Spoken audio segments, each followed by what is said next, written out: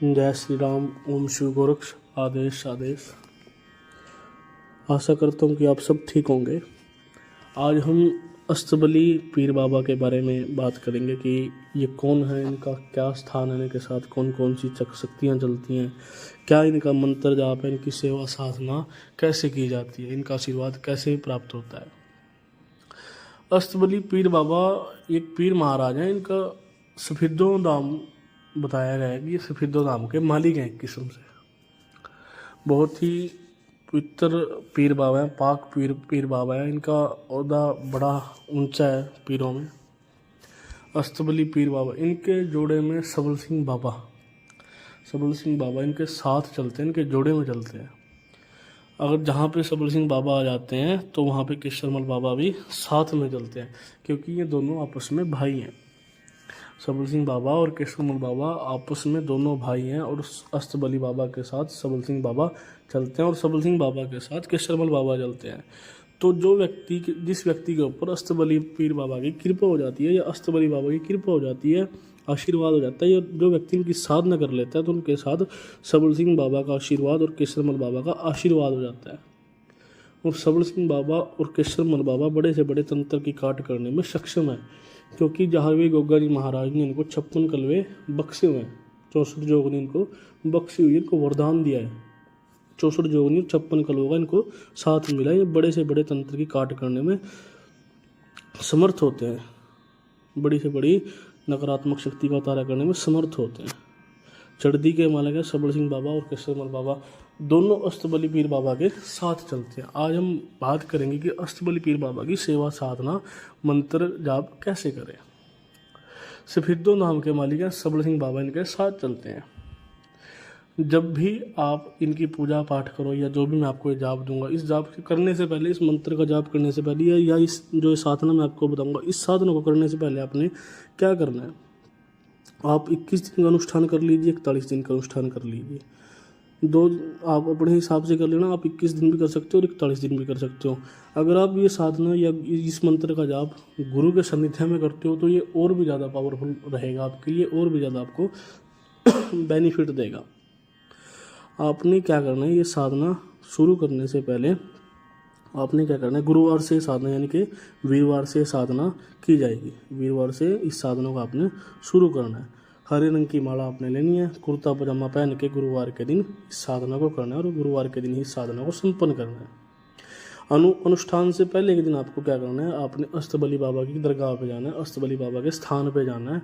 वहाँ मीठे चावल आपने चढ़ाने हैं और 5 अगरबत्ती आपने लगानी है। 5 अगरबत्ती और मीठे चावल चढ़ा के आपने बाबा जी से अरदास करनी कि हे महाराज, मैं आपकी इबादत कर रहा हूँ। हे अष्टबली बाबा, मैं आपकी इबादत कर रहा हूँ, आपकी सेवा करूँगा, आपकी इबादत करूँगा। मुझे दर्शन देना और मेरी सेवा स्वीकार करना और मेरी मनोकामना पूर्ण करना। इतना काम करने के बाद आपने साधना शुरू कर देनी है। साधना का नियम जरूर याद रखें, आपने ब्रह्मचर्य का पालन करना है। गुरु सानिध्य में ये साधना करनी है। गुरु का हाथ आपके सर पर हो तो बहुत अच्छी बात है।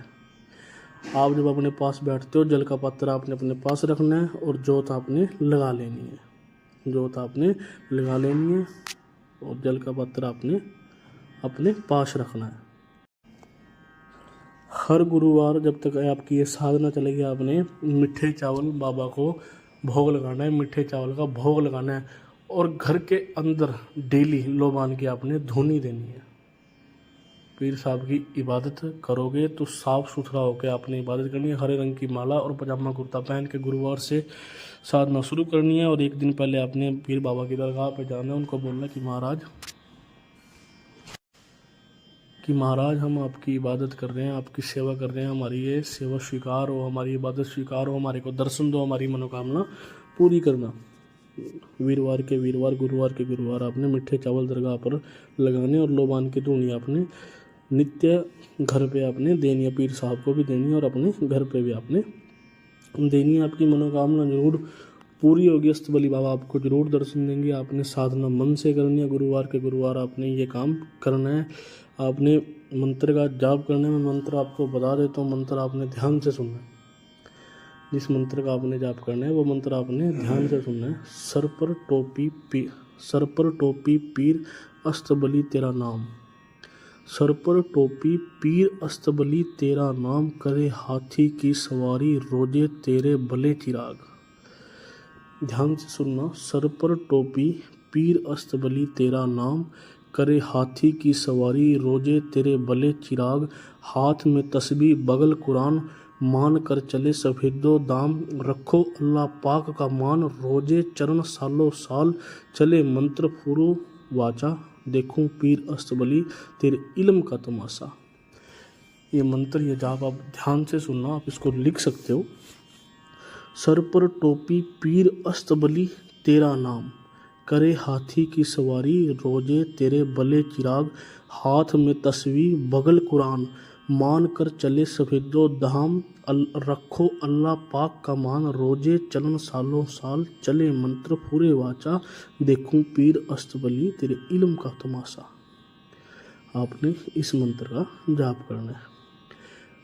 वीरवार से आपने साधना शुरू करनी है। एक दिन पहले आप दरगाह पर जाकर अरदास करके आओ, महाराज हम आपकी साधना कर रहे हैं, आपकी सेवा करना चाहते हैं। इस मंत्र का हम जाप करेंगे, आप हमारे को साथ देना, हमारी साधना स्वीकार करना, हमारी मनोकामना पूर्ण करना, आप हमारे को दर्शन देना।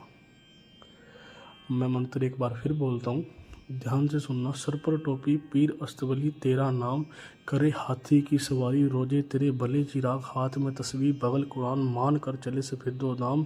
रखो अल्लाह पाक का मान, रोजे चलन सालों साल। चले मंत्र पूरे वाचा, देखूं पीर अस्तबली तेरे इल्म का तमाशा।